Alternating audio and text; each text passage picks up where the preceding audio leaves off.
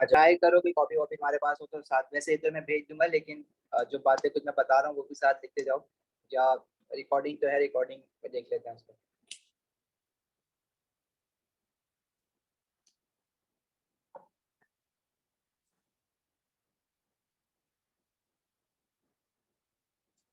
देखो हमारे पास first chapter जो हम पढ़ते हैं वो है एटॉमिक स्ट्रक्चर। अब एटॉमिक स्ट्रक्चर में क्या क्या चीजें क्वेश्चन पूछ सकते हैं। देखो भाई, एटॉमिक स्ट्रक्चर में यूजुअली हमने देखा है कि अक्सर एक टेबल बना हुआ होता है जिसमें किसी भी एटम का या आइन का वो फॉर्मूला लिख देता है, एटॉमिक नंबर लिख देता है, मास नंबर लिख देता है, वो पूछता है कि नंबर ऑफ प्रोटॉन्स बताओ, नंबर ऑफ न्यूट्रॉन्स बताओ। तो वो तो बड़ी आसान सी बात है ना, वो आपको पता है कि atomic number represent the number of protons. किसी भी एटम के पास जितने प्रोटॉन्स होते हैं उतने इलेक्ट्रॉन्स होते हैं। और आइंस के लिए फिर हम देख लेते हैं कि पॉजिटिव आइन है या नेगेटिव आइन है, उसके हिसाब से नंबर ऑफ इलेक्ट्रॉन डिसाइड कर लेते हैं। उसके अलावा इलेक्ट्रॉनिक कॉन्फ़िगरेशन रिसेंट ईयर्स में एक मार्क की पूछी हुई है। तो इलेक्ट्रॉनिक कॉन्फ़िगरेशन और आइसोटोप्स की डेफिनेशन काफी टाइम से ना पूछी नहीं है, तो ऐसा लग रहा है कि अब पूछ ले शायद, तो काफी टाइम से उसको छोड़ा हुआ है उसने। तो आइसोटोप्स की डेफिनेशन जरूर देख लेना भाई। Isotopes are the atoms of the same element with same number of proton but different number of neutrons. और एक टेबल वाला क्वेश्चन आता है ना जिसमें डिफरेंट आपके पास पार्टिकल्स होते हैं, उसमें वो पूछता है कि बताओ कौन से दो एक दूसरे के आइसोटोप्स हैं, कौन सा आइन है और कौन सा पॉजिटिव आइन होगा, कौन सा नेगेटिव आइन होगा। तो वो हम प्रोटॉन इलेक्ट्रॉन देख के कंपेयर कर रहे होते हैं।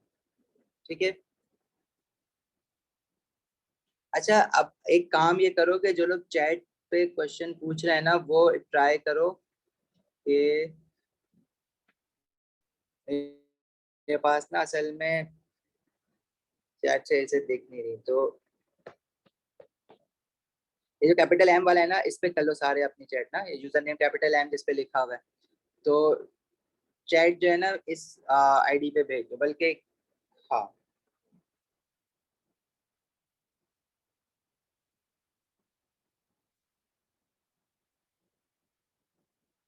सही है।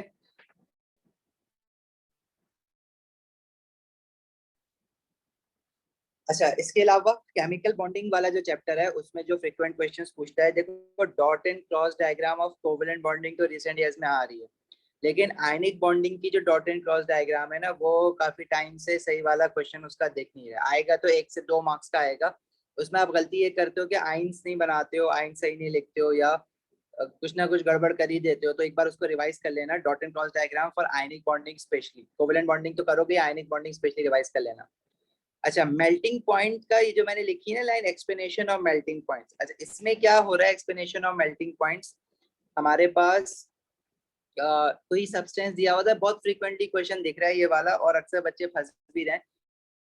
वो ये कह रहे हैं कि भाई हमारे पास कोई सब्सटेंस है, उसका जो टेम्परेचर है इस वक्त वो लेट से 50 डिग्री बल्कि -50 डिग्री सेल्सियस है। इस सब्सटेंस का जो बॉइलिंग पॉइंट दिया हुआ है वो -80, सॉरी मेल्टिंग पॉइंट जो दिया हुआ है वो -80 डिग्री सेल्सियस दिया हुआ है। और जो बॉइलिंग पॉइंट गिवन है वो हमारा लेट से -10 डिग्री सेल्सियस है। तो इस पर्टिकुलर टेम्परेचर पे उसकी स्टेट क्या होगी। तो देखो आपने इसमें क्वेश्चन में -80, इस तरह से अगर मैं समझाऊं ना कि -80 सबसे छोटा टेम्परेचर है इसमें, तो बॉइलिंग पॉइंट जो है -80 है, हाँ मेल्टिंग पॉइंट जो है वो -80 डिग्री सेल्सियस है, और बॉइलिंग पॉइंट जो है वो -10 डिग्री सेल्सियस है। -10 डिग्री सेल्सियस हायर टेम्परेचर है, -80 छोटा टेम्परेचर है, मतलब -80 ज्यादा ठंडा है और -10 गर्म है। और अभी जो टेम्परेचर है वो -50 है। -50 जो होगा वो लाई करेगा इन बिटवीन -80 एंड -10। -50 -10 से कम है और -80 से ज्यादा है। तो अगर किसी सब्सटेंस का टेम्परेचर मेल्टिंग पॉइंट से कम होता है तो उसकी स्टेट जो होती है वो सॉलिड होती है, और अगर in between melting point and boiling point होता है तो उसकी स्टेट जो होती है वो लिक्विड होती है, और अगर हायर देन बॉइलिंग पॉइंट होता है तो उसकी स्टेट गैस होती है। तो ये वाली चीज जरूर रिवाइज कर लेना, ये एक बड़ा कॉमन क्वेश्चन हमारे पास आ रहा है और ये अक्सर गलत हो रहा है। आसान है और ये फिर भी गलत हो रहा है, तो थोड़ा सा इसको देख लेना प्लीज। अच्छा जी, उसके बाद हमारे पास केमिकल बॉन्डिंग में आपका इलेक्ट्रिकल कंडक्टिविटीज का क्वेश्चन, जैसे वो इलेक्ट्रिकल कंडक्टिविटी का हम चार्ट बनाते थे ना पूरा, ionic compound do not conduct electricity in solid state because ions are fixed, they conduct electricity in molten and aqua state. तो ये सारी बातें जरा देख लेना। कि कौन सी चीज इलेक्ट्रिसिटी कंडक्ट करती है, कौन सी नहीं करती। जैसे मेटल्स कंडक्ट करते हैं due to the presence of sea of delocalised electrons, graphite conduct electricity due to free electrons. तो ये वो चार्ट को जरा एक बार रिवाइज कर लेना। अब बॉन्डिंग में दूसरी चीज जो है ना, वो आपके मेल्टिंग पॉइंट और boiling point of simple covalent molecules के बारे में बात हुई है। अब सिंपल कोवलेंट मॉलिक्यूल्स के लो मेल्टिंग पॉइंट्स होते हैं, और क्यों होते हैं उसमें अक्सर ये पूछता है, तो आप उसमें आयनिक बॉन्ड लिख देता है कि कोवलेंट बॉन्ड लिख देता है। भाई देखो, कोवलेंट बॉन्डिंग नहीं लिखोगे, उसमें लिखोगे simple covalent molecules have week intermolecular forces between the molecules. सही है ईमान? जो पास पेपर्स हमने करे थे क्लास में वो सारे अगर आपने कर लिए तो उसके अलावा आप 2020 के और 2022 के और 2018 के सारे पास पेपर्स देख लो। कौन से ईयर्स मैं बता रहा हूँ आपको? 2018 के, 2020 के और 2022 के, जो ऑल्टरनेट ईयर्स है ना ये वाले। अगर इनमें से कोई पेपर नहीं किया है, सारे दोनों मई जून अक्टूबर नवंबर और दोनों वेरिएंट 1 एंड वेरिएंट 2, अगर इनमें से कोई नहीं किया हुआ है तो वो कर लो। अगर किए हुए हैं तो फिर इनके बीच में जो ईयर्स हैं वो कर लो। मतलब 2019 के पेपर्स भी अच्छे हैं सारे। 2021 के इतने खास नहीं है, लेकिन 2019 के भी अच्छे पेपर्स थे।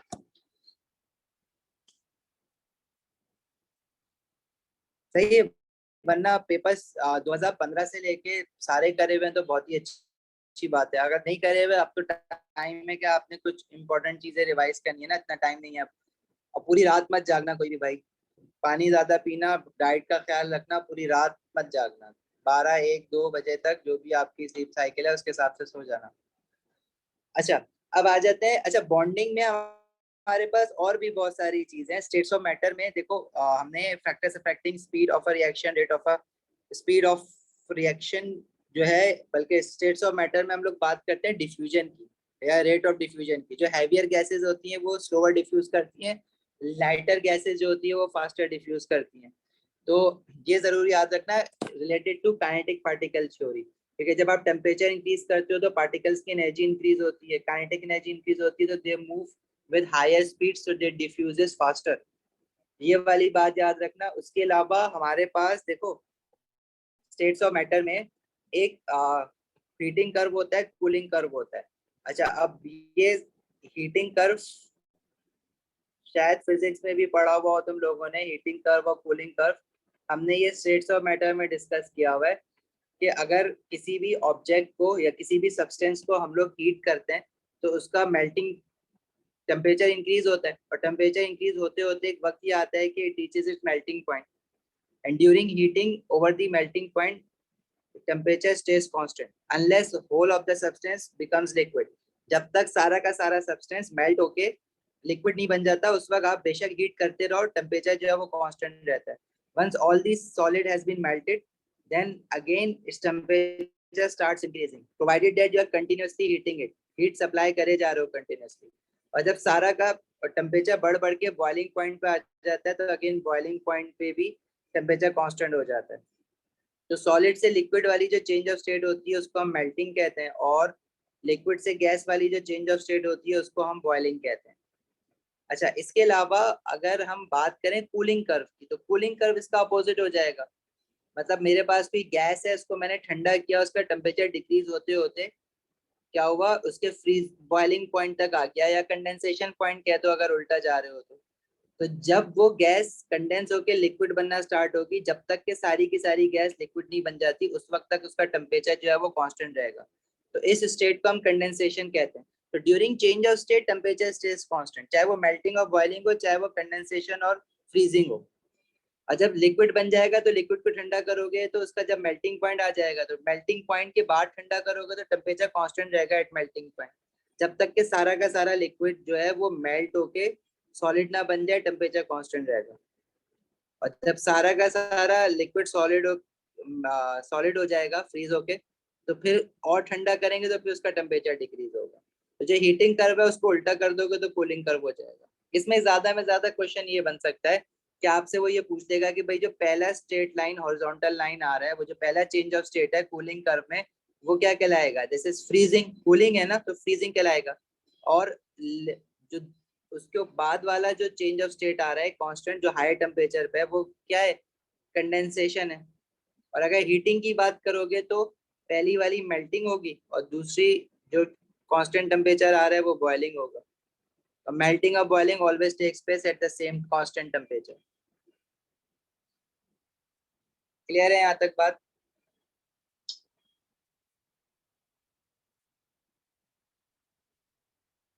अच्छा, उसके बाद जो हमारा चैप्टर है मोल्स। अब मोल्स में आपने क्या क्या चीजें देखनी है। नंबर ऑफ मोल्स का फॉर्मूला सबको पता है, मास over AR, mass over MR. 1 mole of any gas occupies a volume of 24 decimetre cube, ये भी सबको पता है। मोल्स में जो इंपॉर्टेंट चीजें आपने देखनी है, परसेंटेज कॉम्पोजिशन बाय मास, कि किसी भी पर्टिकुलर एलिमेंट की परसेंटेज कैसे निकाली जा सकती है। मैं ये पढ़ा नहीं रहा हूँ अभी, मैं बता रहा हूँ। आप अपने पास टॉपिक लिख लो, उसके बाद आप अपने लेक्चर्स खोल के देखना। अगर आपको ये नहीं मिले टॉपिक के भाई परसेंटेज कॉम्पोजिशन बाय मास क्या था, तो फिर पूछ लेना, फिर मैं वो इंडिविजुअली बता दूंगा। क्योंकि वरना अगर हम एक एक चीज को डिटेल में जाते रहे ना तो रात के 10 ऐसे ही बज जाएंगे। हमें ये वाइंड अप करना है अभी विद इन 30-45 मिनट, ताकि आप लोग अपनी तैयारी स्टार्ट करो दोबारा से। अच्छा, एम्पेरिकल फॉर्मूला ऑफ कोर्स बहुत आसान सी चीज होती है। एम्पेरिकल फॉर्मूला को गलत नहीं करना, रिवाइज करके जाना। स्टोइशियोमेट्री में स्पेशली वो वाले क्वेश्चन जिसमें कंसंट्रेशन और वॉल्यूम आपको गिवन होती है, जो लास्ट क्लासेस से हम काम कर रहे हैं ना। एक चीज मैंने आपको बताई थी, जब भी स्टोइशियोमेट्री के क्वेश्चन में किसी भी सब्सटेंस का कंसंट्रेशन और वॉल्यूम देता है तो सीधा उसके मोल्स निकाल के रख दो। Formula concentration is equal two moles over volume, तो मोल्स क्या हो जाएगा, कंसंट्रेशन इनटू वॉल्यूम। तो फॉरन मोल्स निकाल देना, उसके 1 मार्क तो तुम्हारा पक्का हो जाएगा। बेशक आगे का क्वेश्चन आपको आए ना आए, वो तो पक्का कर लो मार्क्स। ठीक है। और स्पेसिमेन पेपर 2023 में, दोबारा रिपीट कर रहा हूँ, स्पेसिमेन पेपर 2023 में जो मोल्स के क्वेश्चन गिवन है वो जरूर कर लेना। एक बार स्पेसिमेन पेपर दोबारा से रिवाइज कर लेना। वो टाइमिंग के लिए मैं सिर्फ कह रहा हूँ, अगर करना चाहो तो। अदरवाइज स्पेसिमेन पेपर 2023 में जो मोल्स के क्वेश्चन है ना, वो आपने दोबारा से सारे कर, पूरा करो ना करो पेपर, मोल्स के क्वेश्चन निकाल के उसमें से जरूर कर लेना। ठीक है। अच्छा, रिलेटिव एटॉमिक मास की डेफिनेशन, मॉलिक्यूलर मास की डेफिनेशन। रिलेटिव एटॉमिक मास की डेफिनेशन होती है average mass of an atom compared to 1/12 part of the carbon 12 isotope. और रिलेटिव मॉलिक्यूलर मास की average mass of a molecule relative to 1/12 part of a carbon 12 isotope. ये handouts में लिखी हुई है। हैंडआउट्स का मैंने तुम सबको एक वो भेज दिया अभी, ड्राइव लिंक भेज दिया ग्रुप पे, उसमें सारे हैंडआउट्स हैं। अगर किसी के पास हार्ड कॉपी में या पहले से सॉफ्ट कॉपी में नहीं थे, या गूगल क्लासरूम से कोई डाउनलोड नहीं कर पा रहा, तो उस लिंक से निकाल के एक बार हैंडआउट को गो थ्रू कर लेना क्विक रिवीजन के लिए। अच्छा जी, calculation of a concentration of a solution in a titration. अब टाइट्रेशन वाला जो क्वेश्चन है जिसमें वो आपका ग्राफ भी बना हुआ होता है, उसमें वो जो ग्राफ आपका जहाँ पे हॉरिजॉन्टल से वर्टिकल हो रहा होता है, तो उसमें बेसिकली आप टाइटर वॉल्यूम निकाल रहे होते हो कि जिस पॉइंट पे टाइट्रेशन कंप्लीट हो गई है। इस वॉल्यूम की बात कर रहे हैं, टाइटर वॉल्यूम की। तो ये वाला क्वेश्चन एक बार देख लेना, आपको टॉपिकल पास पेपर में मिल जाएगा। इसके अलावा परसेंटेज यील्ड का क्वेश्चन, जो स्पेसिमेन पेपर का क्वेश्चन करोगे उसमें परसेंटेज यील्ड भी आपको मिल जाएगा, तो वहां से वो चीज आपकी रिकॉल हो जाएगी। ठीक है, तो मोल्स के बारे में बता दिया है भाई। 5 से 6 मार्क्स पेपर 2 में मोल्स के आप एक्सपेक्ट कर सकते हो, वो आ सकते हैं। तो उसको थोड़ा जितना कर सकते हो कर लो। एम्पेरिकल फॉर्मूला, परसेंटेज कॉम्पोजिशन और स्टोइशियोमेट्री के जो क्वेश्चन मैं बता रहा हूँ स्पेसिमेन पेपर के, उतने तो कर लो। बाकी अल्लाह मालिक है, अगर 6 में से आपने 4 मार्क्स भी बुक कर लिए तो एक्सीलेंट हो जाएगा काम।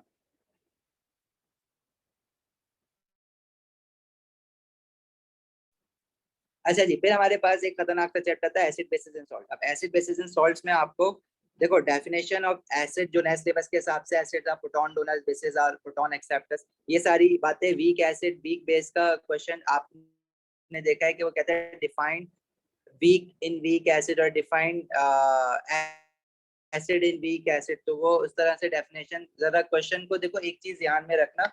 अक्सर क्वेश्चन जो होते हैं ना हमारे पास, वो सिंपल क्वेश्चन जो होते हैं ना, वो थोड़े से ट्रिकी होते हैं। ट्रिकी एज इन कि आप पढ़ने में कुछ ना कुछ पॉइंट उसमें मिस कर देते हो। तो सुकून से पढ़ना पेपर, क्वेश्चन सुकून से पढ़ना। ऐसा नहीं कि आपने कहो कि यार ये क्वेश्चन तो 1000 बार मैंने पास पेपर्स में किया हुआ है, मुझे इसका आंसर पता है। सुकून से पूरा उसको पढ़ना।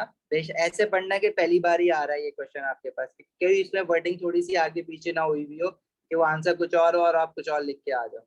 पैनिक नहीं करना। और जो पार्ट आपको लगता है कि यार ये कभी देखा ही नहीं है, ये आता ही नहीं है, उसको छोड़ देना, उस पर एक मार्किंग लगा देना, फिर निशान लगा देना, स्टेरिक लगा देना कि ये क्वेश्चन मैं अभी नहीं आता, मैं इस पर टाइम किल नहीं करूंगा, इसको मैं बाद में पेपर खत्म होने के बाद देखूंगा। बस भूलना नहीं, कोई इस तरह से स्टैरिक या डबल स्टैरिक लगा देना कि मुझे वापस इसकी तरफ जाना ही जाना है, क्वेश्चन की तरफ।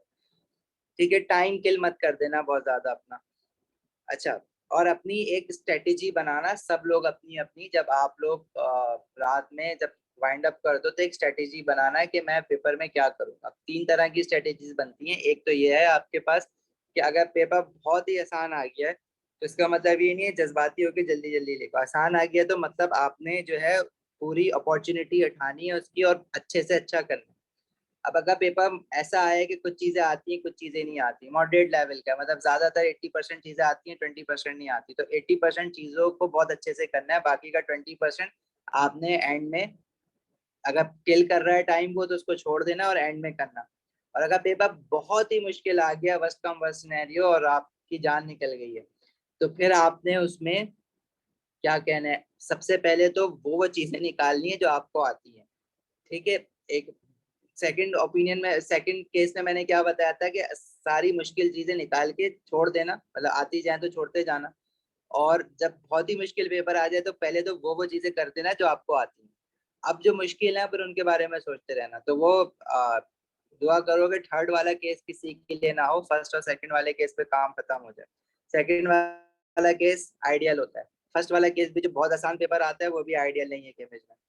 अच्छा, दूसरी बात, आपने पेपर क्या पहले पूरा पढ़ना है? नहीं, पूरा पेपर पहले पढ़ने का कोई फायदा नहीं है क्योंकि चॉइस तो है नहीं तुम्हारे पास। तो तुम आगे के सारे क्वेश्चन पढ़ के वो जो 10 मिनट जाया करोगे उससे कोई फर्क नहीं पड़ेगा। आपने एक जो क्वेश्चन स्टार्ट करो ना वो क्वेश्चन पूरा पढ़ लेना। अगर आपने क्वेश्चन 1 स्टार्ट किया तो क्वेश्चन 1 के पहले सारे पार्ट देख लेना जल्दी जल्दी, और फिर उसके बाद करना। देखो जब आप सारा पार्ट देख लेते हो ना तो जो क्वेश्चन बनता है यूजुअली ऐसा बनता है कि आपस में पार्ट्स इंटरलिंक्ड होते हैं, तो आपके माइंड में एक रिफ्रेशर आ जाता है कि हाँ भाई इस चैप्टर से ये क्वेश्चन रिलेटेड है। तो आप पहला पार्ट स्टार्ट करते हो तो वो पूरा चैप्टर आपके माइंड में जो है ना वो सर्कुलेट होना स्टार्ट कर देता है। तो पूरा पेपर नहीं पढ़ने बैठ जाना, बस सिर्फ आपने जो है ना पहला क्या कहते हैं पार्ट पढ़ लेना है, दैट्स इट। अच्छा जी, पहला पार्ट कह रहा हूँ, मतलब पहला क्वेश्चन पूरा पढ़ लेना है फिर स्टार्ट करना है। फिर क्वेश्चन 2 पूरा पढ़ना, फिर क्वेश्चन 2 स्टार्ट करना। पूरे पेपर, ये इंग्लिश का पेपर नहीं है पूरा कॉम्प्रिहेंशन पढ़ के आपने वो मार्क्स देना, वैसे नहीं करना। अच्छा जी, रिएक्शंस ऑफ एसिड्स तो हैं, ठीक है, वो यूजुअली सबको याद होता है, लेकिन रिएक्शन ऑफ बेसिस में ना आप एक रिएक्शन है अमोनियम सॉल्ट का भी तल के लिए, तो वो जरूर याद रखना, वो अक्सर भूल जाते हैं, जिसमें अमोनिया गैस बनती है। ठीक है, कलर्स ऑफ इंडिकेटर्स, इंडिकेटर्स के कलर्स याद रखना भाई। हमारे पास लिटमस है, मिथाइल ऑरेंज है, और आपका यूनिवर्सल इंडिकेटर है, और एक इंडिकेटर जो हमने रिसेंटली ऐड हुआ है सिलेबस में, थाइमोल फिथलीन। उसके कलर के बारे में भी हमारी बात हो गई है कि उसका कलर जो है आप पिंक भी लिख सकते हो, ब्लू भी लिख सकते हो, और पर्पल भी लिख सकते हो। तो बेस्ट यही है कि थाइमोल फिथलीन का कलर आप या तो पिंक लिख दो अगर टाइट्रेशन हो रही है, क्योंकि टाइट्रेशन में सिर्फ एक ड्रॉबैक्स इसमें होता है, वरना पर्पल लिख दो। ब्लू लिखना है ब्लू लिख दो, सिलेबस में कलर नहीं गिवन है उसका। तो वो तीनों शेड्स क्यों होते हैं कलर के, वो कभी ना कभी बात हुई होगी, फिलहाल देख लेना वो लेक्चर खोल के। टेस्ट फॉर आइंस का टेबल जो एटीपी में आपको गिवन होगा वो एटीपी में गिवन है। पेपर 1 और पेपर 2 के पेपर में test for cations, test for anions, test for gases, flame colours test आपको गिवन नहीं होगा। अच्छा, रहा सवाल फ्लेम कलर्स का। अब देखो फ्लेम कलर्स का सवाल आपको ना तो एटीपी में मिलेगा ना पेपर 2 में मिलेगा, क्योंकि पहली बार ऐड हुआ है सिलेबस में। ये इंपॉर्टेंट है पेपर 4 पॉइंट ऑफ व्यू से, लेकिन फ्लेम कलर अगर आपने पेपर 2 में अगर ये आ गया, देखो रोक तो नहीं सकता ना कोई, अब कोई ये गारंटी भी नहीं है कि ये है ही पेपर 4 का। तो फ्लेम कलर का क्योंकि क्वेश्चन नहीं आया हुआ है बार बार, तो मुझे पता है कि याद नहीं हुए होंगे वो। तो जरा ट्राई करना रात में एक बार फ्लेम कलर जरूर याद कर लेना, कुछ भी नहीं पता कल को गिर जाए क्वेश्चन। ठीक है, चांसेस हैं कि पेपर 2 में वो 1 या 2 मार्क्स का हार्डली देगा, तो 1 मार्क का ऑब्जर्वेशन पूछ लेगा कि भाई ये वाला कंपाउंड चल रहा है बेरियम का, तो उसका फ्लेम कलर बताओ। सही है, तो एक बार प्लीज फ्लेम कलर्स के टेस्ट देख लेना। और टाइट्रेशन के क्वेश्चन जो मोल्स में जो ऊपर बात हुई थी वो नीचे भी मैंने लिख दी है। आयनिक इक्वेशन, स्पेशली न्यूट्रलाइजेशन रिएक्शन की जो आयनिक इक्वेशन है वो H positive OH negative ion react करके वाटर बनाता है। बाकी कल के लेक्चर में, कल वाले ईयर में हम लोगों ने कुछ आयनिक इक्वेशन डिस्कस की थी, कल वाली जो क्लास है उसको जरा सा गो थ्रू कर लेना। 2 जून 2018 पेपर 2 वेरिएंट 2 के पेपर हम कर रहे थे। Types of oxide, basic oxide, neutral oxide, amphoteric oxide, वो देख लेना। वैसे एसिड बेसिस में और भी बहुत सारी एसिड के बहुत सारे रिएक्शन हैं, लेकिन मैं अभी सिर्फ वो वाली बातें कर रहा हूँ जो थोड़ा सा इंपॉर्टेंट लग रही है, जो कि आ सकती है। इंडिकेटर में यूनिवर्सल इंडिकेटर का कलर pH 7 पे ग्रीन होता है, लेस देन 7 रेड होता है, और ग्रेटर देन 7 ब्लू शेड दे रहा होता है, तो वो भी ध्यान में रखना। अच्छा, रिडॉक्स रिएक्शन जो बड़ा सिंपल सा चैप्टर है, उसमें आपको डेफिनेशन ऑफ ऑक्सीडेशन और रिडक्शन, और जब भी कोई केमिकल इक्वेशन गिवन होती है तो उसमें आप कैसे आइडेंटिफाई करोगे कि रिएक्शन ऑक्सीडाइज्ड हो रहा है, किस कौन से एटम या आयन ऑक्सीडाइज्ड हो रहा है या रिड्यूस्ड हो रहा है, तो वो ऑक्सीडेशन नंबर देख के हम लोग आइडेंटिफाई करते हैं। जैसे हमारे पास Fe3 पॉजिटिव आयन है लेफ्ट हैंड साइड पे, और राइट हैंड साइड पे Fe बना है, जिसका क्या मतलब है, +3 से 0 चार्ज हुआ है, this is decrease in oxidation state, और ये रिडक्शन हुई है। लेकिन आप आंसर में ना in terms of oxidation state answer नहीं लिखोगे, आप बोलोगे कि गेन ऑफ इलेक्ट्रॉन हुआ है, तो आप आंसर लिखोगे in terms of gain of electrons. इसी तरह हमारे पास जैसे ये कॉपर है, कॉपर जो है कॉपर 2 पॉजिटिव आयन बना है, तो इसकी ऑक्सीडेशन स्टेट 0 से +2 ये this is increase in oxidation state, मतलब लॉस ऑफ इलेक्ट्रॉन। तो आपने आंसर में ये नहीं लिखना है कि ऑक्सीडेशन स्टेट इंक्रीज हुई है, that's why I am saying it is oxidation. आपने कहोगे because there is loss of electron. Identify तो आप इसका ऑक्सीडेशन स्टेट देख के ही कर रहे हो, लेकिन आंसर जो है in terms of gain of electrons और लॉस ऑफ इलेक्ट्रॉन्स लिखोगे। क्लियर है? अच्छा, तो रिडॉक्स छोटा सा चैप्टर है, मिस नहीं करके जाना, देख जरूर लेना। फिर है रिवर्सिबल रिएक्शन, केमिकल इक्विलिब्रियम। देखो हर पेपर में, हर पेपर मुझे नहीं याद कोई ऐसा पेपर हो जिसमें factors affecting position of equilibrium का क्वेश्चन ना हो। 3 फैक्टर्स होते हैं ना, कंसंट्रेशन, टेम्परेचर और प्रेशर। तो कंसंट्रेशन का फैक्टर नहीं पूछ रहा हुआ उसने, लेकिन टेम्परेचर और प्रेशर का पूछा हुआ है। यूजुअली टेम्परेचर का पूछा हुआ है, जिसमें आपने पहले ये डिसाइड करना होता है कि whether your reaction is endothermic और एक्सोथर्मिक इन दी फॉरवर्ड डायरेक्शन। और एंडोथर्मिक रिएक्शन में हम लोगों ने क्या देखा है कि टेम्परेचर इंक्रीज करोगे तो position of equilibrium right hand side पे शिफ्ट होगा, डिक्रीज करोगे तो लेफ्ट हैंड साइड पे शिफ्ट होगा। एक्सोथर्मिक रिएक्शन में position of equilibrium left hand side पे शिफ्ट होगा, टेम्परेचर इंक्रीज करने पर और डिक्रीज करने पे राइट हैंड साइड पे शिफ्ट होगा। आई थिंक ये पूरे रमजान हमने ये यहाँ पे बनाया है, तो ये आपने फिर भी एक बार रिवाइज कर लेना। अच्छा, अब हाइड्रेटेड सॉल्ट्स और एनहाइड्रस सॉल्ट्स के भी बहुत सारे क्वेश्चन देखे। अक्सर जो है ना मेरे पास मैसेजेस जो आ रहे हैं उसमें ये अब हाइड्रेटेड सॉल्ट दिया हुआ है, जैसे कॉपर 2 सल्फेट XH2O। अब इसमें आप लोग ये पूछ रहे हो कि इसमें से X क्या है? X क्या है? मोल्स ऑफ वाटर है। जब ये जो पानी है किसी आयनिक कंपाउंड के साथ या सॉल्ट के साथ ये जो वाटर लगा हुआ होता है, इसका हमने क्या नाम दिया हुआ है? Water of crystallisation.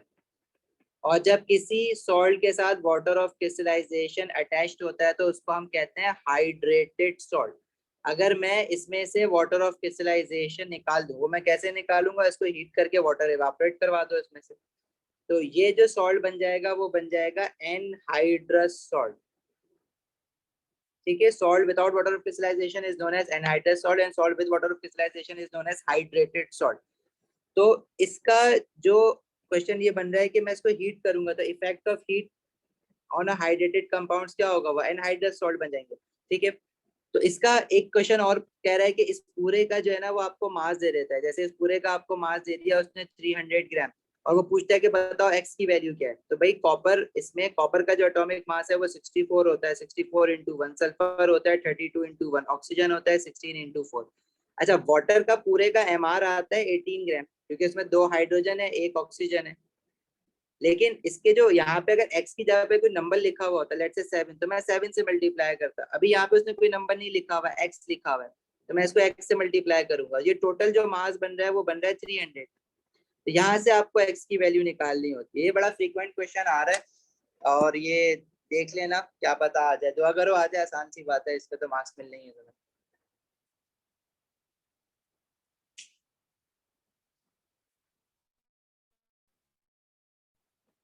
अच्छा जी, देखो मैं ना अभी तक यहीं तक कंपाइल कर सकता हूँ। सॉल्ट्स में सॉल्युबिलिटी टेबल आपको अच्छी तरह याद होना चाहिए, कौन से सॉल्ट सॉल्युबल होते हैं, कौन से इनसॉल्युबल होते हैं, और preparation of preparation of salt, preparation भी करनी है, सेपरेशन भी करनी है। तो आपको एक लास्ट हैंडआउट भेजा हुआ है, summary of acid basis and salt. उसमें जो प्रिपरेशन ऑफ सॉल्ट के हमने वो देखे हुए हैं, जरा वो देख लेना कि सॉल्युबल सॉल्ट बनाने के लिए क्या क्या मेथड्स हैं और इनसॉल्युबल सॉल्ट बनाने के लिए हमारे पास क्या क्या मेथड्स हैं। इनसॉल्युबल सॉल्ट बनाने वाला जो रिएक्शन है उसको हमने एक और नाम दिया हुआ है, इसको प्रेसिपिटेशन रिएक्शन भी कहते हैं। तो जरा ध्यान से ना वो सारी चीजें एक बार रिकॉल कर लेना प्रिपरेशन ऑफ सॉल्ट वाली, क्योंकि वैसे तो वो हमेशा से पेपर 4 इम्पोर्टेंट टॉपिक रहा है, लेकिन रिसेंटली हम देख रहे हैं कि पेपर 2 में भी वो क्वेश्चंस पूछने लग गया preparation and separation of salt के। और पेपर 2 में इस बार भी शायद वो क्वेश्चन पूछेगा, क्योंकि एटीपी उसने थोड़ा सा छोटा कर दिया है, 40 मार्क्स का कर दिया, तो उसके पास इतना मार्जिन नहीं रहेगा एटीपी में ये क्वेश्चन पूछने का, तो शायद पेपर 2 में कैटर कर जाए इसको। तो ये सारे method preparation of soluble salt और इनसॉल्युबल सॉल्ट, ये जरा ध्यान से एक बार पढ़ लेना, कौन से सॉल्ट सॉल्युबल होते हैं, कौन से इनसॉल्युबल होते हैं, और किस तरह से सॉल्युबल इनसॉल्युबल सॉल्ट की सेपरेशन किस तरह से की जाएगी।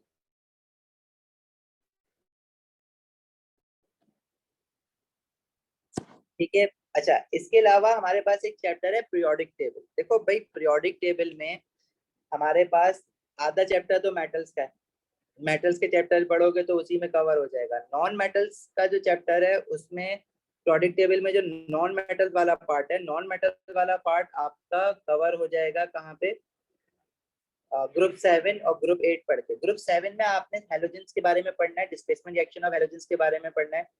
Down the group reactivity of group 7 metals non metals में क्या होता है कि down the group reactivity decrease होती है, और more reactive halogen displaces the less reactive halide ion. तो वो वाली चीज जरा ध्यान से एक बार देख लेना। बाकी पीरियोडिक टेबल में जो मेटल्स वाला पार्ट है, ग्रुप 1 वाला ट्रांजिशन मेटल्स की प्रॉपर्टीज, और वो मेटल्स में ही कवर हुआ हुआ है, एक्सट्रैक्शन ऑफ मेटल्स में। तो ग्रुप 7 में अच्छा कलर्स भी देख लेना, जैसे क्लोरीन का पेल येलो या येलोइश ग्रीन कलर होता है, ब्रोमीन का रेड ब्राउन होता है, आयोडीन का ग्रे ब्लैक होता है। तो एक बार ये सारे ना पीरियोडिक टेबल वाले लेक्चर्स खोल के पढ़ लेना, आसान सा है, इसमें गलती नहीं करना। ट्रांजिशन एलिमेंट्स की properties, typical transition metal properties जैसे high melting point, high densities वगैरह, ये सारी चीजें। They form coloured compound, they are used as a catalyst. कल हमने कैटलिस्ट सारे बना लिए थे ना, कि पूरे केमिस्ट्री में हमारे पास कौन कौन से कैटलिस्ट कहाँ कहाँ पे यूज हो रहे हैं, कल हमने ये बनाया था। तो इसकी बेशक पिक्चर ले लो या स्क्रीनशॉट ले लो, कि ये सारे कैटलिस्ट हैं जो कि पूरी ओ लेवल केमिस्ट्री में हमें दिख रहे हैं। ठीक है, उसमें से transition metal as a catalyst कहाँ कहाँ पे यूज हो रहा है वो भी हमने देख लिया था, एज अ एलिमेंट कहाँ यूज हो रहे हैं, और एज अ कंपाउंड V2O5 जो कल एक क्वेश्चन आया था जून 2018 में। बाकी नोबल गैसेस एंड रिएक्टिव होती है, उनकी प्रॉपर्टीज। प्रोडक्ट टेबल का चैप्टर इसलिए इम्पोर्टेंट है क्योंकि प्रोडक्ट टेबल के चैप्टर में मेटल्स भी कवर हो जाता है ना, तो प्रोडक्ट टेबल इसलिए इम्पोर्टेंट है। अदरवाइज प्रोडक्ट टेबल क्यों इम्पोर्टेंट कहा जाता है, क्योंकि प्रोडक्ट टेबल में आप mass number, nucleon number, relative atomic mass, और electronic configuration, number of shells, group number क्या रिप्रेजेंट करता है, वैलेंस शेल क्या रिप्रेजेंट करते हैं, ये सारी चीजें प्रोडक्ट टेबल में आती है जो हम आती एटॉमिक स्ट्रक्चर में पढ़ते हैं। तो ये जरा देख लेना बाकी चीजें। उसके अलावा मेटल्स में रिएक्टिविटी ऑफ मेटल्स का क्वेश्चन आप एक्सपेक्ट कर सकते हो कल। उसमें मेटल्स की रिएक्टिविटी डिटरमिन करने के लिए हमारे पास दो सीरीज है ना मेटल्स की, मतलब एक तो reaction of metal with dilute acid and reaction of metal with cold water and steam. ठीक है, ये वाली जो दो सीरीज है ना वो बहुत इंपॉर्टेंट है, ये जरूर देख लेना, वरना मेटल्स का रिएक्शन ऑक्सीजन के साथ भी होता है, मेटल ऑक्साइड भी बनते हैं। मेटल्स की जो जनरल प्रॉपर्टीज हैं, thermal conductivity, electrical conductivity, malleability and ductility, और melting points and boiling points, ये सारी चीजें एक बार पढ़ लेना। Uses of metal, general use देख लेना मेटल्स के, एंड दैट्स इट। एलॉयज का क्वेश्चन नहीं दिख रहा है बड़े टाइम से, एलॉयज की डेफिनेशन, और एलॉयज का जो वो स्ट्रक्चर होता है ना बनाने वाला, कि डिफरेंट एटम्स आपस में मिक्स होते हैं तो लेयर्स इरेगुलरली अरेंज हो जाती हैं, तो एलॉयज की डायग्राम ये भी देख लेना। बाकी एलॉयज की एग्जांपल में हमने ब्रास देखा है जो कॉपर और जिंक का एलॉय है, बाकी स्टेनलेस स्टील देखा है जो कि आयरन और क्रोमियम और निकल वगैरह का और कार्बन का एलॉय है। ठीक है, रस्टिंग ऑफ आयरन पे गैल्वेनाइजेशन देख लेना, सैक्रिफिशियल प्रोटेक्शन देख लेना, condition that effect the rusting वो देख लेना। ये सारे मैंने लिख के भी भेज देता हूँ अभी, थोड़ा जल्दी जल्दी कर रहे हैं। मतलब in short, reactivity series metals में, और आपका कोरोजन ऑफ मेटल्स, ये दो चीजें जरूर देख लेना। कोरोजन में सब कुछ कवर हो जाएगा ना, कि आपने प्रोटेक्शन कैसे करनी है कोरोजन से और होती किस वजह से। और रिएक्टिविटी सीरीज में सारे मेटल के रिएक्शन कवर हो जाएंगे, चाहे वो कोल्ड वाटर के साथ हो चाहे वो स्टीम के साथ हो। और फिर एक्सट्रैक्शन ऑफ मेटल्स में देखो, एक्सट्रैक्शन ऑफ मेटल में दो मेटल्स की एक्सट्रैक्शन हमने पढ़ी हुई है, आयरन की और एल्यूमिनियम मेटल की। आयरन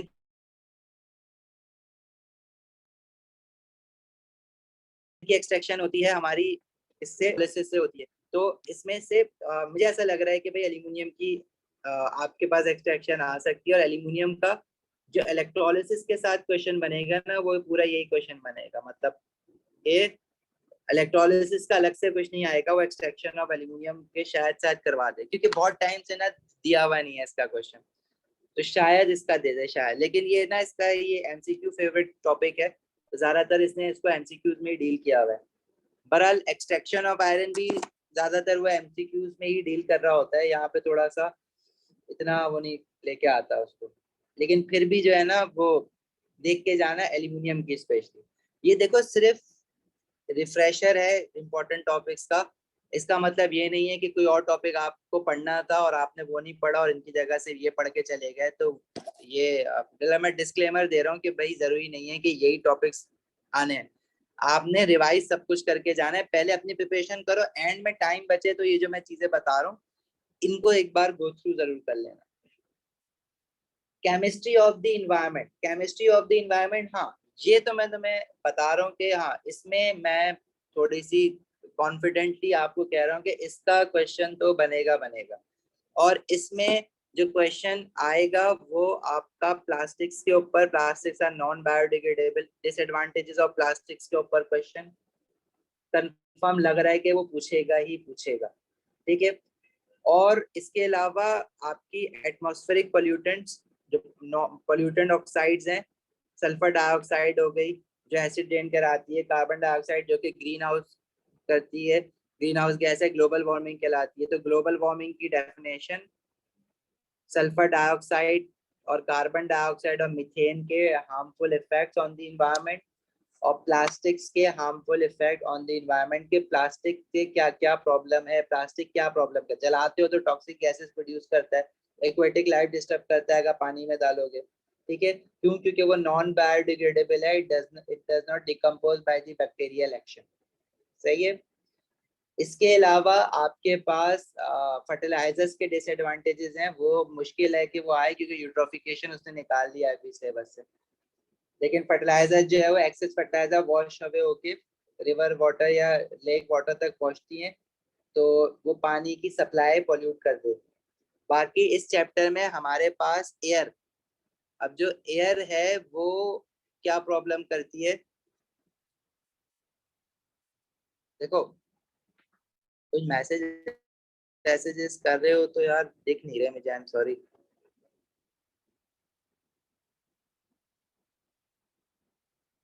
मेरी वॉइस कट रही है।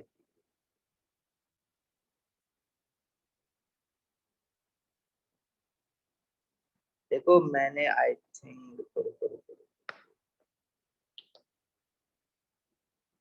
मैंने आपको बताया था मैसेज कर रहे हो, तो देखो बहुत सारे एक साथ मैसेजेस हैं, स्क्रीन से वो जरा आगे चले जाते हैं, इसलिए मैं कह रहा था जो कैपिटल एम है ना, एक तो इस पे मैसेजेस कर दो तो बेटर है। मेरे पास पे बड़ी स्क्रीन है तो सारे मैसेजेस इजीली दिख रहे हैं मुझे, तो जो एम यूजर लिखा है ना कैपिटल एम, इसलिए मैं सो रहा है मैसेजेस।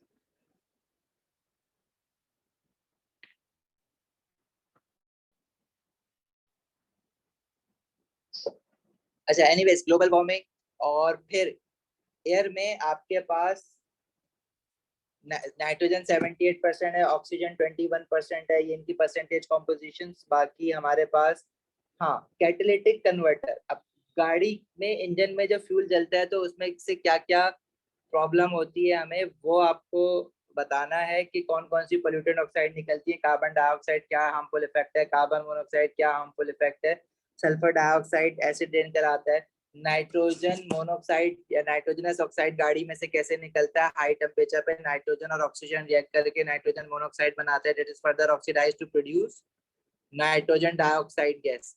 और कैटालिटिक कन्वर्टर जिसमें platinum as a catalyst use करते हैं गाड़ियों के एग्जॉस्ट में जो लगाते हैं, वो कैसे इन गैसेस को केटर करता है, कैसे रोकता है। अच्छा मैसेज डिसेबल हुए, रुको रुको रुको कर दो। या मैं तुम लोगों का एक मिनट दो।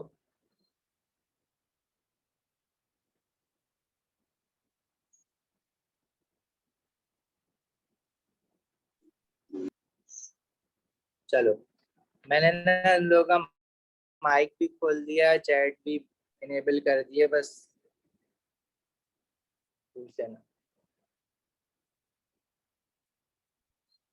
फ्रैक्शनल डिस्टिलेशन ऑफ एयर निकल गया सिलेबस से। फ्यूल सेल की इक्वेशन मैं बता देता हूँ, और एक्सपेरिमेंटल केमिस्ट्री में क्या क्या पढ़ना है वो भी मैं बता देता हूँ। बहरहाल अभी जरा होल्ड पे डालो मुझे ना, आप क्या कहते हैं, एक मिनट मैं अपने पास लिख लूँ क्या क्या चीजें तुम लोग जो पूछ रहे हो ना क्वेश्चन, या फिर एक काम करो ना, क्वेश्चन जब मैं ये पूरा बता दूं तो फिर क्वेश्चन उस वक्त पूछ लेना।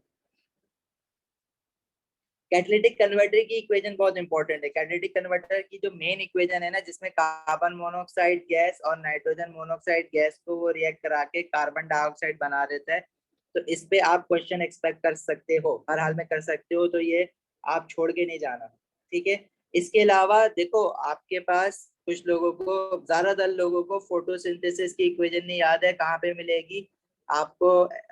Chemical energetics endothermic exothermic reaction वाला एनर्जी फॉर्म केमिकल्स के नाम से जो हैंडआउट है उसमें मिलेगी। फोटोसिंथेसिस में कुछ भी नहीं होता, कार्बन डाइऑक्साइड और वाटर रिएक्ट करता है विद क्लोरोफिल, जो प्लांट्स में होता है under the presence of sunlight, और प्रोडक्ट में हमारे पास बनता है ग्लूकोज C6H12O6 और साथ में ऑक्सीजन गैस, ठीक है। इस इक्वेशन को बैलेंस केमिकल इक्वेशन बना के ना इसको याद कर लेना। अच्छा, इसके अलावा हमारे पास क्या कहते हैं, रेस्पिरेशन की इक्वेशन आपको वैसे तो याद करने की जरूरत नहीं है, आसान सी है, खुद ही बना सकते हो। ग्लूकोज जो है वो ऑक्सीजन के साथ बर्न होता है to produce carbon dioxide and water. अब ये हाइड्रोकार्बन इक्वेशन है, 6 यहाँ पे है और 6 यहाँ पे है, बाकी बैलेंस कर लेना है, 6 2 12, 6 यहाँ पे।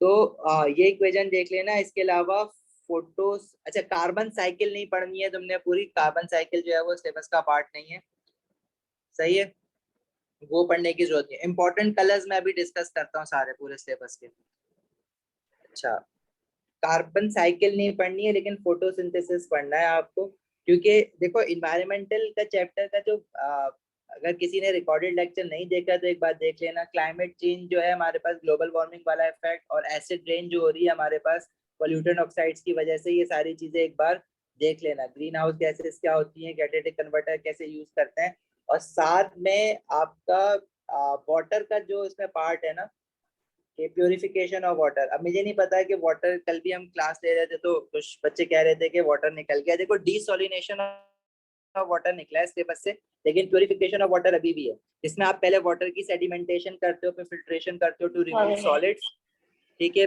फिर आप उसमें क्या करते हो, चारकोल या कार्बन से उसको पास करवाते हो to remove taste and odours, और फिर क्लोरीनेशन करते हो, क्लोरीन गैस डालते हो तो किल बैक्टीरिया। तो अक्सर वो ये भी पूछता है कि क्लोरीनेशन क्यों करते हैं, टू किल बैक्टीरिया।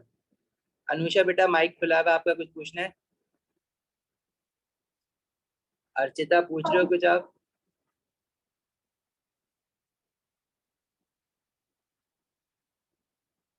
अर्चिता बोलो क्या कह रहे हो?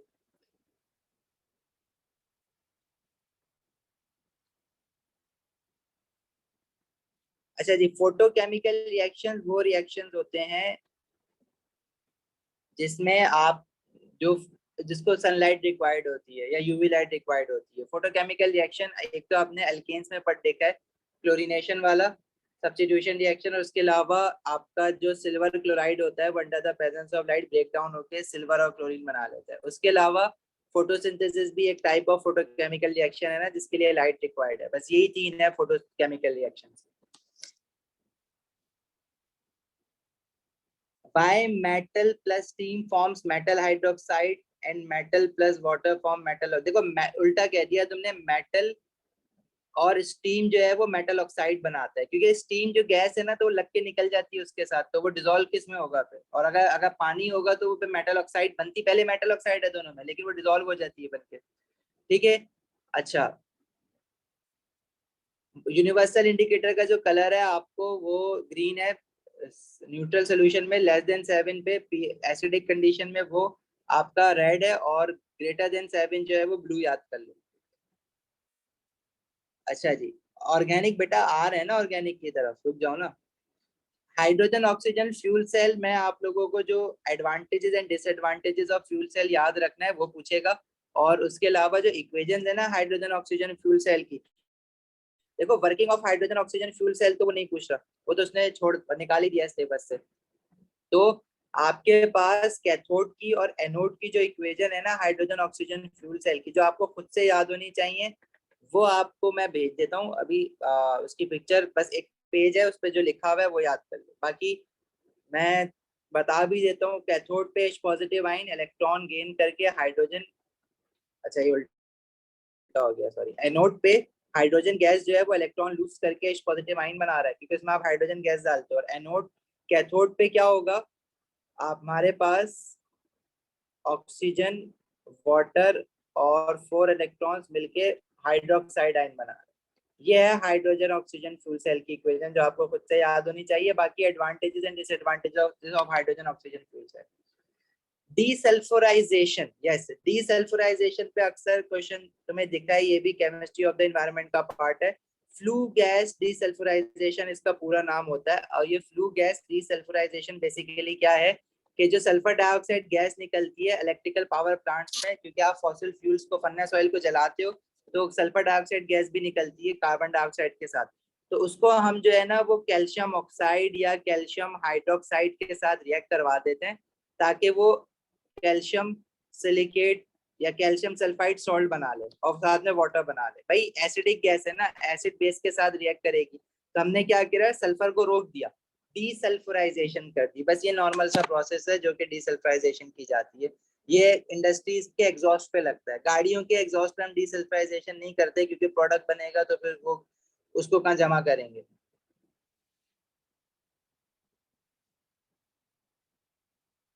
अच्छा ये इसकी एमन, इसकी जो इक्वेशंस है ना ये इसमें H पॉजिटिव आयन बनता है, होता नहीं है, इसलिए ये हाइड्रोजन ऑक्सीजन फ्यूल सेल की जो इक्वेशन है ना थोड़ी सी आपको डिफरेंट दिखेंगी एज कम्पेयर टू इलेक्ट्रोलिसिस। तो इनको याद कर लो, इनको अभी समझने की जरूरत नहीं है। इंपॉर्टेंट कलर जहां से सबर कर जाओ, आऊंगा सबर कर जाओ।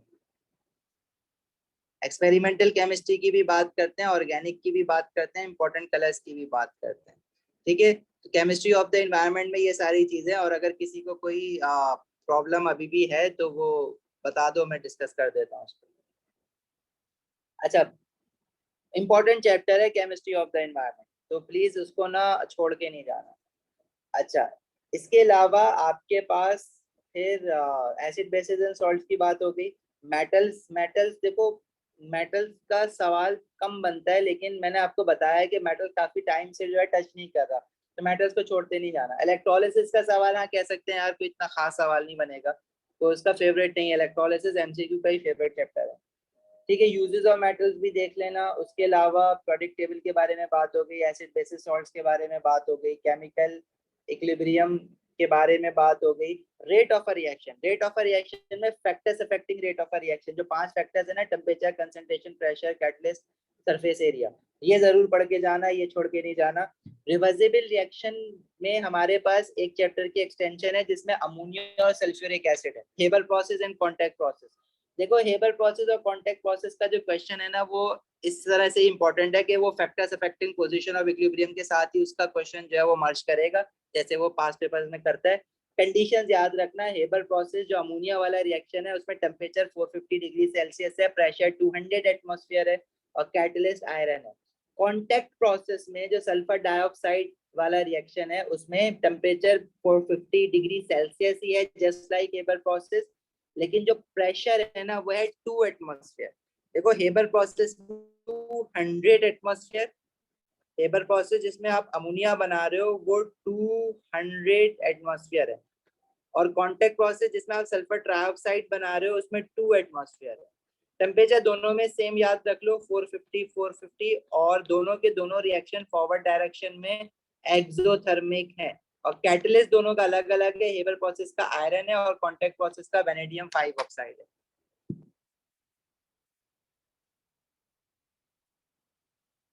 सही है, हाँ सल्फर डाइऑक्साइड कैल्शियम ऑक्साइड या कैल्शियम हाइड्रोक्साइड के साथ रिएक्ट करेगा तो कैल्शियम सल्फाइड CaSO3 और वाटर बनता है। ठीक है। इक्विलिब्रियम कंडीशंस यही है इसकी जो रिएक्शन कंडीशंस है, और एस इक्विलिब्रियम कंडीशन का मतलब यही है। इक्विलिब्रियम की डेफिनेशन मैंने अभी तुम्हें बताया कि याद करनी है। इक्विलिब्रियम की डेफिनेशन होती है when in a reversible reaction when rate of forward reaction becomes equals to rate of backward reaction। ये इसको केमिकल इक्विलिब्रियम की डेफिनेशन से भी कह सकता है और डायनामिक इक्विलिब्रियम की डेफिनेशन नाम से भी इस डेफिनेशन को पूछ सकता है। आयनिक इक्वेशन कल वाली जो रिकॉर्डिंग अपलोड हुई है उसमें बहुत डिटेल में डिस्कस हुई हुई है पीएलई की, वो वहां से देख लेना। अभी हम पूरी आयनिक इक्वेशन डिस्कस नहीं कर सकते, लेकिन आयनिक इक्वेशन इंपॉर्टेंट है, स्पेशली न्यूट्रलाइजेशन की तो आएगी तो वो याद होती है। हाँ, ये जो हम बातें कर रहे हैं ये भी सारी मैं भी अपलोड कर दूंगा। डीसल्फराइजेशन हो रहा है अभी अभी बताया भाई, ऊपर लिखी हुई इक्वेशन। ठीक है, अच्छा अभी आगे बढ़ते हैं, चलो।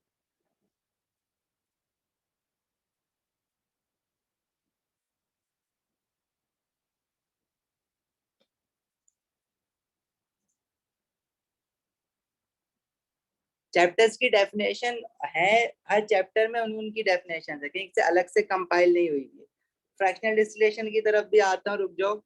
डीसल्फराइजेशन हो गया, हाइड्रोलिसिस ऑफ अ सबर तलाल आ रहे हैं। अच्छा जी, इलेक्ट्रोलिसिस में फिर भी हाइड्रोजन ऑक्सीजन फ्यूल सेल के एडवांटेजेस डिसएडवांटेजेस के बाद अगर कुछ तुम देखना चाह रहे हो तो इलेक्ट्रोलिसिस में वैसे पढ़ना पूरा, लेकिन मैं बता रहा हूँ कि इलेक्ट्रोलिसिस इतना कोई खास इंपॉर्टेंट लग नहीं रहा। बट कैथोड और एनोड की इक्वेशन आ सकती है, लेकिन मुश्किल है। बस एल्यूमिनियम की इलेक्ट्रोलिसिस जरूर देख लेना। उसके अलावा हाइड्रोजन ऑक्सीजन फ्यूल सेल की बात हो गई। केमिकल एनर्जेटिक्स में जो एंडोथर्मिक एक्सोथर्मिक वाला रिएक्शन है वो बहुत सिंपल सा आपके पास है। इसमें अभी हम बॉन्ड एनर्जीज भी देख रहे थे इससे पहले वाली क्लास में। डेफिनेशन उसकी कि why reaction is endothermic, why reaction is exothermic. जो टिपिकल क्वेश्चन का आंसर बनता है ना कि bond breaking is endothermic, bond forming is exothermic, तो वो सारी चीजें। और एज अ बिल्कुल हेबर प्रोसेस और कॉन्टेक्ट प्रोसेस तो इम्पोर्टेंट है कंडीशंस के साथ। कॉन्टेक्ट प्रोसेस और हेबर प्रोसेस छोड़ना क्या है उसमें, मुझे समझ नहीं आ रहा क्यों फंस रहे हो उसमें। बड़ा आसान सा तो है, इक्वेशन है और कंडीशन है बस। बाकी सारी नॉलेज तो उसकी रिवर्सिबल रिएक्शन वाली है, factors affecting position of equilibrium. Gas paper क्या होता है, जरा मुझे एक्सप्लेन करोगे गैस पेपर क्या होता है? मुझे बता दो, मैं बना देता हूँ गैस पेपर।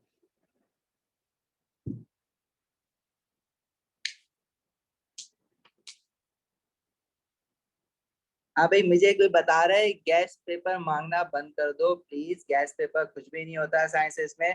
आपको पता है कि एक सवाल के छः छः सात सात पार्ट्स बने हुए होते हैं और हर पार्ट में वो चाहता है तो डिफरेंट टॉपिक से क्वेश्चन बना देता है। तो गैस पेपर कुछ नहीं हो सकता साइंसेस में। गैस पेपर कुछ नहीं है मार्केट में भाई, खुदा का वास्ता मत पढ़ो इन गैस पेपर्स के चक्कर में। इंपॉर्टेंट टॉपिक्स जो हम ये डिस्कस कर रहे हैं ये भी तुम्हारी जो डिमांड है ना कि क्या पढ़ना है आखिर में, तो वो मैं बता रहा हूँ। उसके अलावा फिर भी मैं कह रहा हूँ कि आपने जो है ना चीजें सारी पढ़ के रिवाइज करके जानी है। एंड में ये चीजें जरूर देख लेना, क्योंकि ये लग रहा है कि आ सकती है क्योंकि अक्सर आई भी नहीं है या कुछ बार बार रिपीट कर रहा है। ठीक है, गैस पेपर के चक्कर में नहीं पढ़ो, कुछ भी नहीं होता। मैं गैस पेपर तुम्हें दे देता हूँ, मैं स्पेसिमेन पेपर तुम्हारा गैस पेपर है, बस खत्म करो, आगे बढ़ोगे। देखिए गैस पेपर बेटा इस्लामियत पीएचडी के पेपर में समझ आता है। वो वन वर्ड क्वेश्चन होता है और पूरा टॉपिक डिस्कस करना होता है। बाकी किसी पेपर में गैस पेपर, मुझे अकाउंटिंग इकोनॉमिक्स का नहीं पता, लेकिन साइंसेस के सब्जेक्ट में अब तुम कल को मैथ्स का भी गैस पेपर मांग लोगे तो नहीं करो भाई। चलो आगे बढ़ते हैं। इसके अलावा आपके पास मोल्स हमने डिस्कस कर लिया, बॉन्डिंग कर लिया, स्टेट्स ऑफ मैटर कर लिया। और हाँ, एक्सपेरिमेंटल केमिस्ट्री, देखो एक्सपेरिमेंटल केमिस्ट्री में पेपर 2 पॉइंट ऑफ व्यू से, वैसे तो वो पेपर 4 इंपॉर्टेंट टॉपिक है, पेपर 1 में भी थोड़े बहुत एमसीक्यूज आ जाते हैं। पेपर 4 के पॉइंट ऑफ व्यू से एक्सपेरिमेंटल केमिस्ट्री में क्या चीजें हैं जो इम्पोर्टेंट हो सकती है। देखो सॉल्ट प्रिपरेशन जो है ना, सॉल्ट प्रिपरेशन एंड सेपरेशन, वो बेसिकली एसिड बेसिस का पार्ट नहीं है एज पर सिलेबस, वो एक्सपेरिमेंटल केमिस्ट्री का पार्ट है। तो वो तो बनता है, वो असल में एक्सपेरिमेंटल केमिस्ट्री का ही क्वेश्चन है। इसके अलावा एक्सपेरिमेंटल केमिस्ट्री में जो इम्पोर्टेंट लग रहा है ना, वो लग रहा है क्रोमेटोग्राफी। क्रोमेटोग्राफी का जरा पूरा प्रोसेस रिवाइज कर लेना कैसे होता है, और फ्रैक्शनल डिस्टिलेशन, ये दोनों एक्सपेरिमेंटल केमिस्ट्री में रिवाइज जरूर करके जाना। बाकी कलेक्शन ऑफ गैसेस हो गया, रेट ऑफ रिएक्शन कैसे मेजर करते हैं, रेट ऑफ रिएक्शन कैसे मेजर करते हैं उसका apparatus पूछ सकता है, पूछा हुआ भी है रिसेंटली उसने। बाकी एक्सपेरिमेंटल केमिस्ट्री में टाइट्रेशन जो है वो भी एसिड बेसिस में मैंने बताया कि उसका भी क्वेश्चन आप एक्सपेक्ट कर सकते हो, वो भी एक्सपेरिमेंटल केमिस्ट्री में ही है ऑफिशियली। तो बाकी फिल्ट्रेशन ये सारी चीजें तो क्या पूछेगा पेपर 2 में आपसे, बस क्रोमेटोग्राफी एक्सपेरिमेंटल केमिस्ट्री में आ सकता है, फ्रैक्शनल डिस्टिलेशन भी में बहुत मुश्किल है। बाकी एक्सपेरिमेंटल केमिस्ट्री में जो टेस्ट फॉर आइंस है ना, जो टेबल है वो एक्सपेरिमेंटल केमिस्ट्री का पार्ट है, तो वो सारा एक्सपेरिमेंटल केमिस्ट्री का ही है एज पर सिलेबस। तो वो ही है पूरा एक्सपेरिमेंटल केमिस्ट्री जो हम एसिड बेसिस सॉल्ट के साथ पढ़ रहे होते हैं। लेकिन मैं इसमें तुम्हें बता रहा हूँ फ्लेम कलर्स चांसेस कम है, लेकिन ऐसा एक हिंट है कि भाई लग सकता है फ्लेम कलर्स पहली बार डाल रहा है तो वो पेपर 2 में भी 1-2 मार्क्स का डाल सकता है। तो फ्लेम कलर्स देख लेना, जो स्पेसिमेन पेपर हमने किया था 2023 का, उसमें जो फ्लेम टेस्ट कैसे करते हैं वो तो खैर एटीपी पॉइंट ऑफ व्यू से इंपॉर्टेंट है, लेकिन एक बार कर लेना रिकॉल उसको। गैस पेपर बेटा बन रहा है, आ रहा है आपके पास गैस पेपर, आपको सुबह 9 बजे मिल जाएगा। चलो अच्छा, क्वालिटेटिव एनालिसिस वही हो गया ना, टेस्ट फॉर आइंस वगैरह। अच्छा जी, तो इसके अलावा एक्सपेरिमेंटल ऑर्गेनिक केमिस्ट्री की तरफ आ जाते हैं जरा। अच्छा, ऑर्गेनिक केमिस्ट्री से पहले जो फ्यूल्स का चैप्टर है ना, फ्यूल्स में हमारे पास है fractional distillation of crude oil. ये देखो, ये अब मैं तुम्हें गैस पेपर तो नहीं बता रहा, लेकिन fractional distillation of crude oil जो है ना, उसका सवाल अक्सर बनता है, लेकिन अभी काफी टाइम से बन नहीं रहा ना। Fractional distillation of crude oil का जो प्रोसेस है 3 मार्क्स का, वो देख लेना, सही है। और इसके अलावा जो फ्रैक्शंस के यूजेस हैं, तो फ्रैक्शंस के जो यूजेस है ना क्रूड ऑयल के, जो लिखवाए हुए हैं तुम्हें फ्यूल्स के हैंडआउट में, वो प्लीज पढ़ लेना कि रिफाइन जो हमने हैंड रिटन जो हैंडआउट मैंने दिया ना, जो क्लास में करवाया था, रिफाइनरी गैसेस का क्या यूज है, gasoline, naphtha, kerosene, diesel, fuel oil, lubricating oil, bitumen, ये यूजेस जरूर याद कर लेना, जो एक एक यूज लिखवाया हुआ है ना वो, बस वो, ठीक है।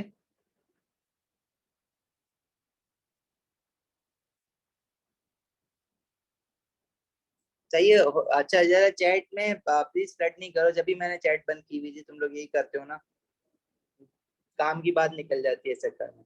आ जाते हैं ऑर्गेनिक केमिस्ट्री की तरफ। देखो ऑर्गेनिक केमिस्ट्री में जो जो चीजें सिलेबस में पहली बार ऐड हुई है उसके तो चांसेस हाई है ना ऑलरेडी। जैसे फॉर एग्जांपल आपका, जैसे एल्कीन है, अब एल्कीन में हमने पहली बार ये देखा है कि नेमिंग आई है ब्यूट 1 इन की और ब्यूट 2 इन की, ठीक है। इससे रिलेटेड मैंने आपको पॉलीमराइजेशन की जो भी रिवीजन क्लास करवाई थी, उसमें हमने इसके पॉलीब्यूट 1 इन और पॉलीब्यूट 2 इन बनाए थे। तो ये जरूर देख लेना, ब्यूट 1 इन, ब्यूट 2 इन, इसी तरह प्रोपेन 1 ऑल और प्रोपेन 2 ऑल, क्योंकि ये भी पहली बार ऐड हुआ है।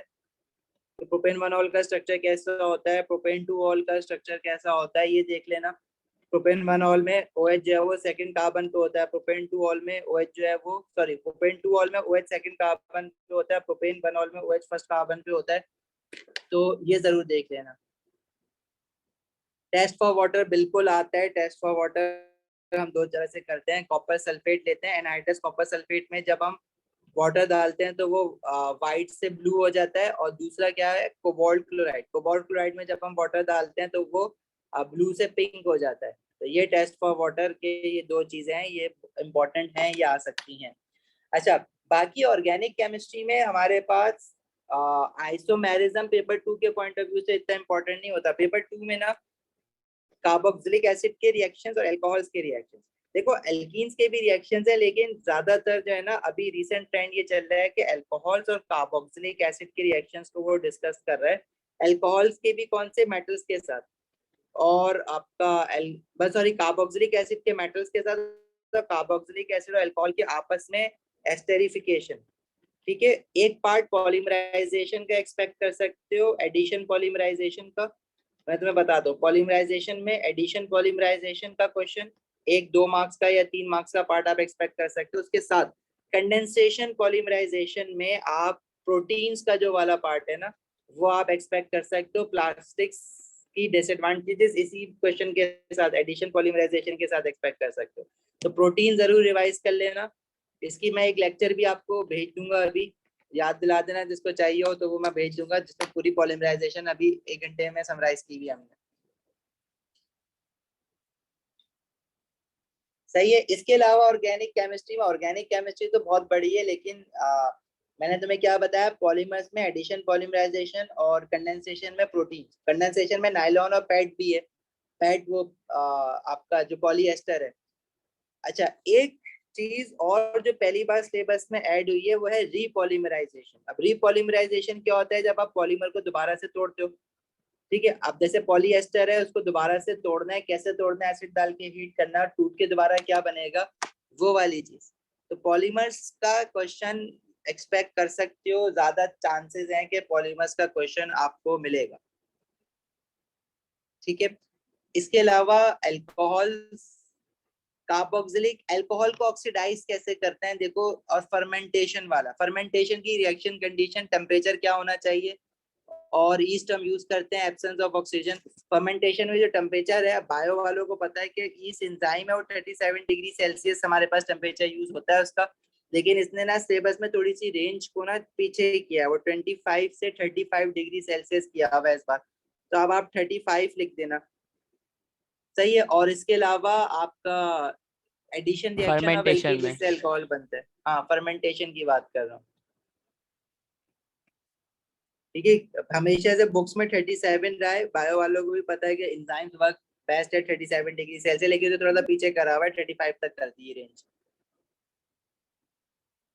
रीपॉलीमराइजेशन पैट में नहीं होती है, रीपॉलीमराइजेशन हमने उसमें पढ़ी है, हाँ सॉरी रीपॉलीमराइजेशन कह रहे हो ना, हाँ। देखो, वो रीपॉलीमराइजेशन आपकी और भी जगहों पे हो सकती है, पैट में भी हो सकती है, नायलॉन में भी हो सकती है, लेकिन सिलेबस हमें सिर्फ पैट में कह रहा है करने के लिए। हालांकि नायलॉन में भी एज इट इज सेम होगी, बस अमाइन और डायमाइन और डाइकार्बोक्सिलिक बन जाएगा, लेकिन वो कह रहा है कि सिर्फ पैट की रीपॉलीमराइजेशन देखनी है। मतलब पहले ये था हाइड्रोलिसिस ऑफ एस्टर के नाम से, अब उसको उसने रीपॉलीमराइजेशन कर दिया। तो अल्कोहल में फर्मेंटेशन, ऑक्सीडेशन ऑफ अल्कोहल जरूर देख लेना, जो KMnO4 के साथ आप हीट करके ऑक्सीडाइज करते हो ना अल्कोहल को कार्बोक्सिलिक एसिड बनाने के लिए, तो वो जरूर देख लेना। उसकी इक्वेशन बहुत इंपॉर्टेंट है, complete equation, balance chemical equation hand out से निकाल के देख लेना कि जब ऑक्सीडेशन होती है अल्कोहल की तो दो तरीकों से होती है, या तो आप ऑक्सीडाइजिंग एजेंट यूज करते हो, जो यूजुअली हम पोटेशियम मैग्नेट 7 यूज कर रहे होते हैं, या फिर उसमें हवा में जो ऑक्सीजन होती है एयर के साथ वो ऑक्सीडाइज होता है by the bacteria present in the air, उससे भी हमारे पास जो इथेनोइक एसिड बनता है उसको हम विनेगर कहते हैं, एसिटिक एसिड सिरका जो होता है, और साथ में वाटर बनता है। वो बैलेंस केमिकल इक्वेशन जरूर देख लेना। देखो पूरी ऑर्गेनिक में मैं क्या क्या कह रहा हूँ, अल्कोहल के रिएक्शंस और दूसरी चीज पॉलीमर्स, ठीक है। से दो मैं चीजें बता रहा हूँ इंपॉर्टेंट जो है पढ़ना, ऑब्वियसली सारा है, अल्कोहल के रिएक्शंस और पॉलीमर्स। पॉलीमर्स में भी एडिशन पॉलीमर्स और कंडेंसेशन पॉलीमर में भी प्रोटीन्स, थोड़ा सा कर दिया सारा काम। जी, रीपॉलीमराइजेशन में मोनोमर्स वापस बनते हैं, रीपॉलीमराइजेशन,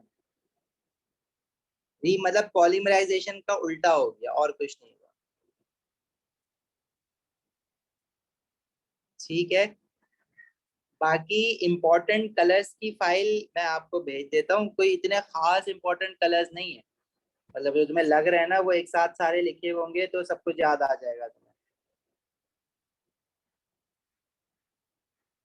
ठीक है। और कोई सवाल है?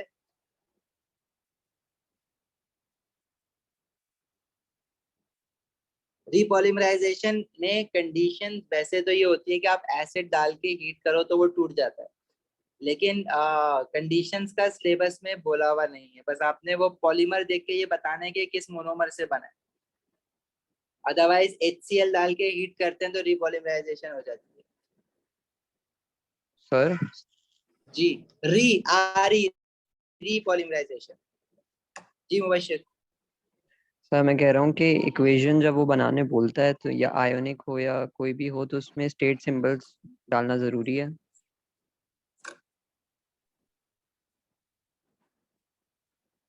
हारिस, अच्छा मुबशिर आवाज नहीं आ रही। हारिस मैं क्लास दे रहा हूँ ना, मैं क्या करूँ, मैं तो एक साथ तो मैं क्लास भी नहीं, क्लास लेके तुम्हें मैसेज तो एक साथ नहीं कर सकता, सबर करो आ जाएगा जवाब। भेज दो मैसेजेस जो है, मैं कर दूंगा सबको जवाब। मैं पूरी रात जागा हूँ, टेंशन जब तक तुम जा नहीं रहे ना एग्जाम हॉल में, मैं जागा हूँ, टेंशन नहीं लो, तुम्हारा मिल जाएगा आंसर। मुबशिर तुम्हारी आवाज कट गई थी, आवाज नहीं आई।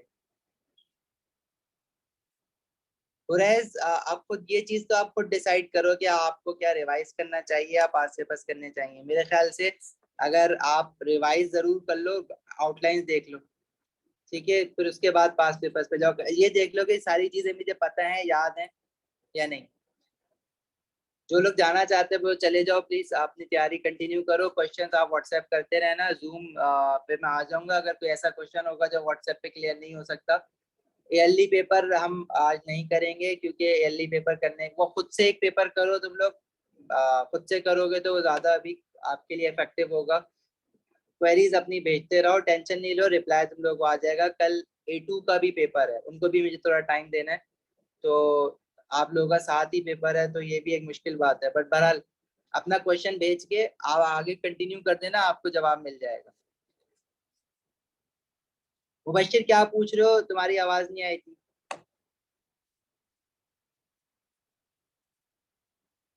हाँ 4 पेपर बहुत है और आज के लिए, अगर हाथ से 4 पेपर लिख रहे हो तो बहुत है, मोर देन इनफ है।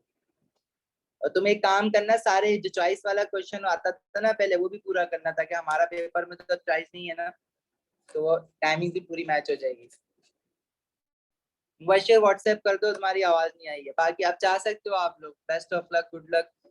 खाना खाना अच्छा, कम खाना, पानी ज्यादा पीना, और सो जाना टाइम पे, नींद पूरी करके जाना। पूरी रात जाग के जाओगे तो जो आता है पूरे साल मेहनत की है वो भी जाया हो सकती है। और एज एनर्जी प्रोफाइल डायग्राम के लिए वो देखो अपना, अगर डिटेल में पढ़नी है तो लेक्चर देखो। शॉर्ट में मैं बस ये बता सकता हूँ आपके पास के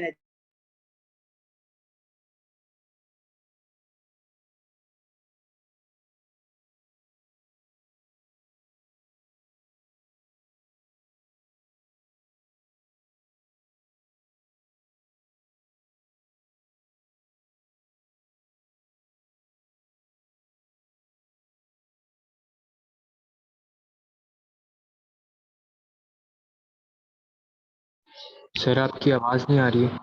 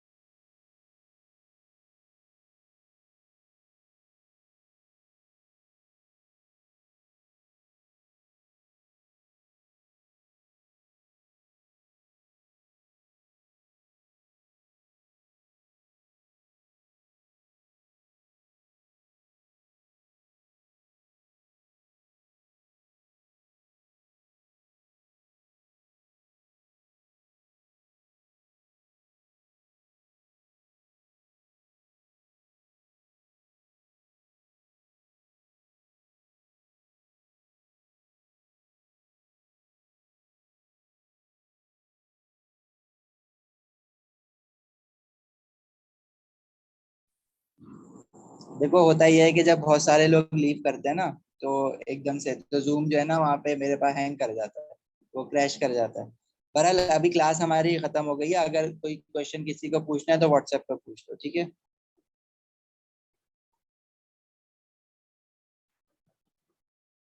बेटा वो आईपैड का मसला नहीं हो रहा है, अभी चले जाओ, तुम्हारी क्वालिटी चेंज हो जाएगी अभी, भाग जाओ, जाओ पढ़ो, व्हाट्सएप पे मैसेज कर दो जो चीज पूछना है, तो वो आंसर कर देंगे तुम्हें। 4 इयर्स बताए तो 2018, 2020, 2022 के सारे कर लो पेपर्स।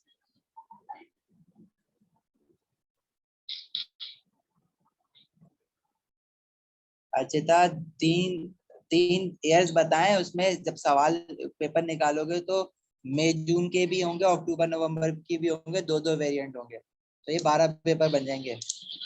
12 भी नहीं बल्कि 24 पेपर। उसमें से कोई भी, अच्छा आप 2022 के सारे पेपर्स कर लो, 2022 और 2018 कर लो बस।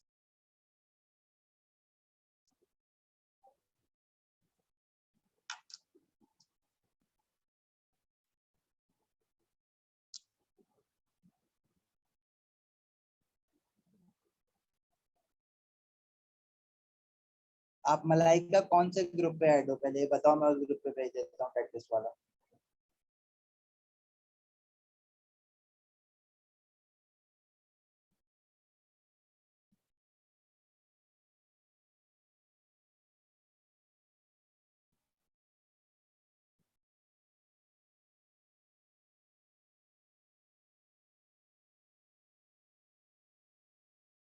इन्वायरमेंट में जी वाटर का test for water purification of water और इलेक्ट्रोलिसिस ऑफ एल्यूमिनियम जी इम्पोर्टेंट है।